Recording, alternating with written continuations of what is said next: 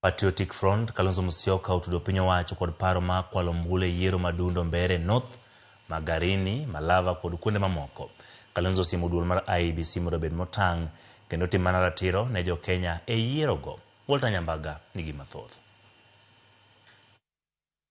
E twak mare kod ute fwambe log tich ma Kalonzo Command Center Nairobi, ogai mar Wiper Kalonzo Musyoka koni kweth maketo sirikal tesre oseyudo maling'ling ma sirikal chano timo mar kwalo ombulu e yiero madundo ma tich ang'wen manyien. Kalonzo koni sirikal sani puko jamna nyowuoyo kuom jolut ombulu mondo olok pache kaluwore kod mbi margi masani olwar lo kama embe motop. In the rogue regime's desperation to rig the forthcoming by-elections, they have directed voters to take pictures. Just imagine, take pictures of their vote at the voting booth, showing that they have indeed selected their preferred candidate, and so as to collect not less than 5,000 shillings.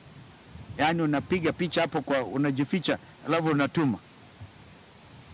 If this is not voter bribery and intimidation, then I ask, what is it? Kalonzo koni jotije sirikale masani owuok oko ka jodwar manie thim kendo seto ombulu katiyo kod mwandu mag sirikal aoya e kananga ywach. Ogai mar Wiper okoro kuyo kuom Moses Wetangula ma en spika mar od bura mamalo, jatend migawo mar mwandu manie bwolo Ali Hassan Joho, Geoffrey Ruku mar Leba, Opiyo Wandayi mar Teko to kod Kithure Kindiki maduto koni muomo piny kod geche madongo dongo mag sirikal e seto ombulu. We must call out these officers. It's amazing that Speaker of the National Assembly, my brother Moses Wetangula, is out there campaigning. Speaker of the National Assembly.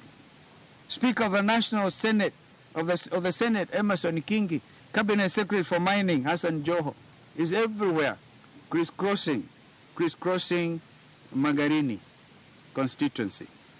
Cabinet Secretary for Public Service, Geoffrey Ruku. I think he got a bit surprised when Rigiji went to visit his mother. Cabinet Secretary for Energy, Opiyo Wandayi. Duol matayo yore mag ombulu IEBC bende Kalonzo siemo mondo otim ratiro kendo tayo yiero makare maonge nindo nyako ni chiel. For the sake of our country, the Commission must now roll up its sleeves and prove its independence. It must work with honesty and transparency so that every Kenyan can see that it serves the people, not the interests of the executive or any political administration. Walter Nyambaga, Ramogi TV, Nairobi.